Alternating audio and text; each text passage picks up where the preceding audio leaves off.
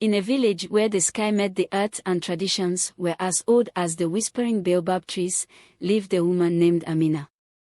She was enchanting, her eyes dark pools of wisdom, and her laughter could make even the sternest elder smile. Yet, despite her beauty and charm, she remained unmarried and desperate to find a husband. Amina consulted the oracle, a wizened old woman named Nia who could commune with the ancestors. Nia told her, "Child, your destiny is unique. The man who fathers your child will become the ruler of this village, bringing unparalleled prosperity."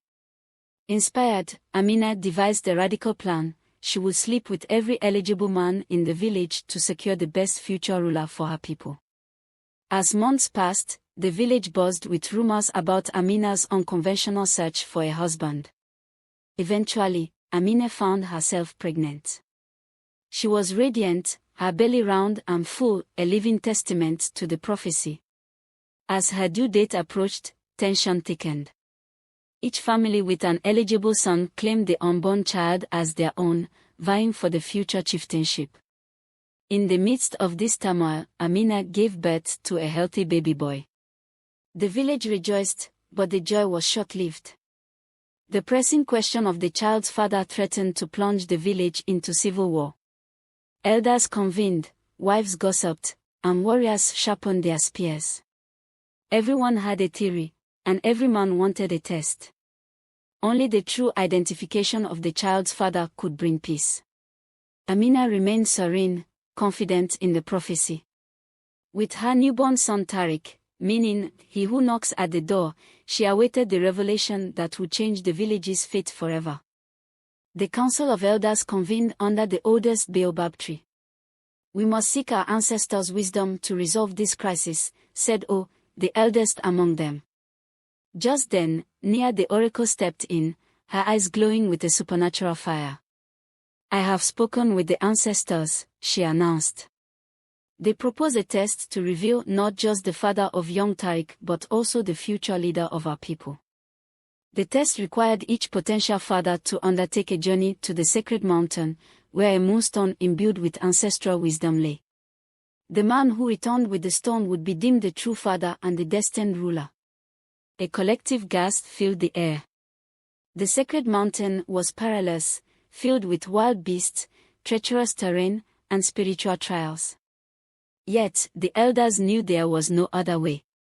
The claimants would set forth at dawn, 3 days hence. As dawn broke 3 days later, a sense of expectancy enveloped the village. 6 men stood at the village square, their faces a canvas of emotions. With a blow of a horn and the beat of drums, the journey began. Each man carried offerings to honor the spirits of the sacred mountain. The path was laden with challenges, rivers, forests, and caves. The real test lay at the foot of the sacred mountain. A stone altar inscribed with ancient runes stood beside a pool of water. "Offer what you value most, and you may proceed," an ethereal voice commanded. One by one, the men approached the altar, but their offerings did not open the path. Finally, it was Gino's turn. Known for his wisdom and humility, he knelt and offered a prayer for the village, for Amina, and for the unborn generations. The altar glowed, and the path to the peak opened. Humbled, the men followed Gino, realizing that true leadership required wisdom of the heart. The ascent up the sacred mountain was a dance between the earthly and the divine. Every step heightened their senses, every rock and gust of wind imbued with ancestral wisdom. They reached the peak where the night sky seemed within arm's reach. There, the moonstone glowed softly. Gino touched the moonstone, which lit up with a radiant beam that enveloped him.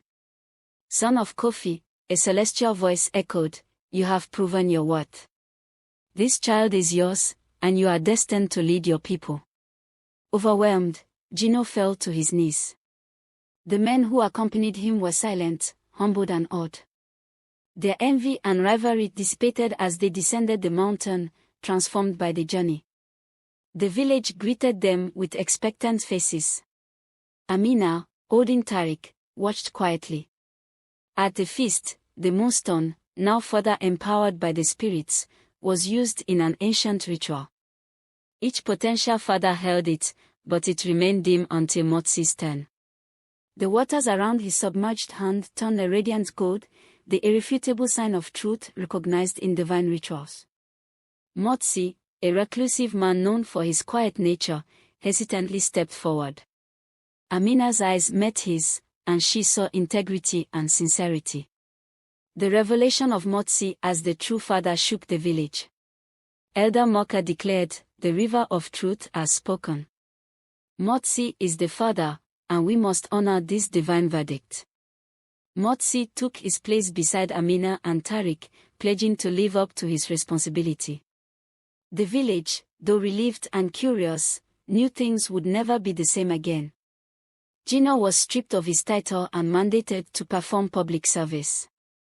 Nia was banished from her role as oracle, replaced by a new seer chosen through divine consultation. Despite the upheaval, the village prospered. Crops yielded more, disputes lessened, and unity took root. Gino found redemption through atonement, and Nia began a quiet life of reflection. Amina, Motsi, and Tariq stood at the threshold of a promising new life, their hearts aligned with the enduring wisdom that truth, once revealed, has the power to heal, unite, and herald a brighter future.